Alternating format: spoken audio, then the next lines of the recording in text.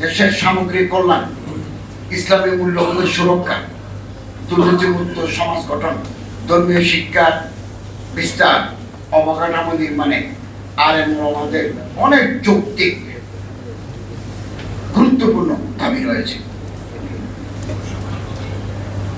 আলী কওমি মাদ্রাসার যে স্বীকৃতি, মাস্টার সমান, অনেকে বলতে পারেন আপনারা তো ক্ষমতা ছিলেন, করেন নাই কেন? আমি তো আমার মন্ত্রণালয় তো মিনিস্ট্রি অফ রিলিজিয়াস অ্যাফেয়ার্স, শিক্ষা আমার আওতায় নয়। এটা যদি আমার আওতায় থাকতো, আমি 18 অগস্ট শপথ দিয়েছি, 9 তারিখ আমি দস্তখত করে দিতাম। এটা শিক্ষা মন্ত্রণালয়ের অধীনে।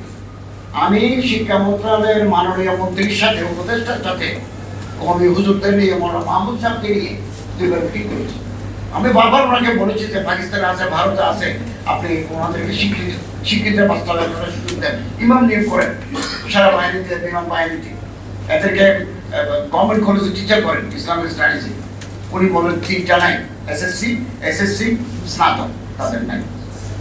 আমি ডিউ লেটার দিয়েছি। আমি ডিউ লেটার ওনাকে নয়, প্রাথমিক শিক্ষা যিনি উপদেষ্টা বিধানচন্দ্র রায়, ওনাকে দিয়েছে। কবি বলেছে, উনি একই কথা বলেন। আমি চিঠি দিয়েছি প্রতিরক্ষা সচিবকে, যে সারা বাহিনী, নৌবাহিনীর ভিতরে আপনাদের রিলিজিয়াস ইনস্ট্রাক্টর নেন, কমি থেকে নেন। আর এতে কিন্তু নিচ্ছেন, কমিতে কমেন। কেবলমাত্র আইন উপদেষ্টা প্রফেসর আসিফ নজরুলকে দিয়েছি, বলেছি, তিনি বলেন সওয়াবের কাজ করবো, এবং এটা করে দিয়েছি। এখন থেকে বাংলাদেশের প্রতিটি ইউনিয়নে একজন করে নেকারিস্টার আছেন, যেখানে নাই সেখানে আলিয়া আবেদন করতে পারবে, কমিরও আবেদন করতে পারবে। এবং আজকের এই প্ল্যাটফর্ম থেকে আমি দাবি জানাচ্ছি, কওমি মাদ্রাসা একটা নির্দিষ্ট স্তর পর্যন্ত, 8ম বা 10ম পর্যন্ত বাংলা, গণিত, ইংরেজি আছে। এটাকে আরো মানোত্তীর্ণ করার জন্য গভর্নমেন্টকে পদক্ষেপ নিতে হবে, আইটি সেকশন করতে হবে। কওমি মাদ্রাসার জন্য কোনো শিক্ষক প্রশিক্ষণের ব্যবস্থা নাই, বাজেটে এই অর্থ রাখতে হবে। কারণ শরীরের কোনো অঙ্গকে অকেজু রেখে পুরো শরীর ভালোভাবে ফাংশনিং করা অসম্ভব। এটা ছোট আঙ্গুল কনিষ্ঠা, বৃদ্ধা তো আছে, কনিষ্ঠাও যদি অচল হয়ে যায়, পুরো শরীরে এটা কোথাও না কোথাও আপনাকে বিভ্রান্ত করবে, বিব্রত করবে। অতএব কওমি, আলিয়া, general education, doctor, engineer, ITS প্রশাসন প্রত্যেককে নিয়েই আমাদের রাষ্ট্র, আমাদের সমাজ।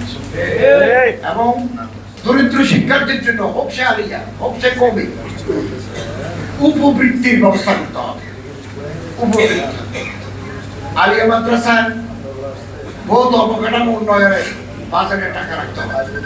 এই যে প্রফেসর গোলাম সাহেব বলেছেন, আমাদের বাংলাদেশের 3টা মাত্র গভর্নমেন্ট আলিয়া মাদ্রাসা।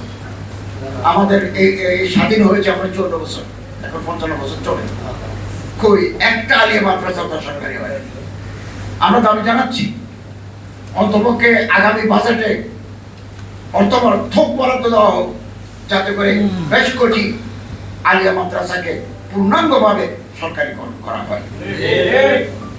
এছাড়া প্রতিটি জেলায় মাদ্রাসার শিক্ষার্থী, হোক সে আলিয়া, হোক সে কওমি, ফ্রিল্যান্সিং, কম্পিউটার কোডিং, কারিগরি দক্ষতা উন্নয়ন প্রকল্পে বিশেষ বরাদ্দ দেওয়ার জন্য আজকের প্ল্যাটফর্ম থেকে আমি দাবি জানাচ্ছি। আমরা দাবি জানাবো, এই বাজেটের ভিতরে আগামীতে 2026 বাজেট হবে, এখানে যেন আলেম, ওলামা, মসজিদ, মাদ্রাসা, মডেল জন্য যেন একটা উল্লেখযোগ্য বাজেটে বরাদ্দ থাকে। আল্লাহ তাআলা আমাদের তৌফিক এনায়েত করুন। আমিন।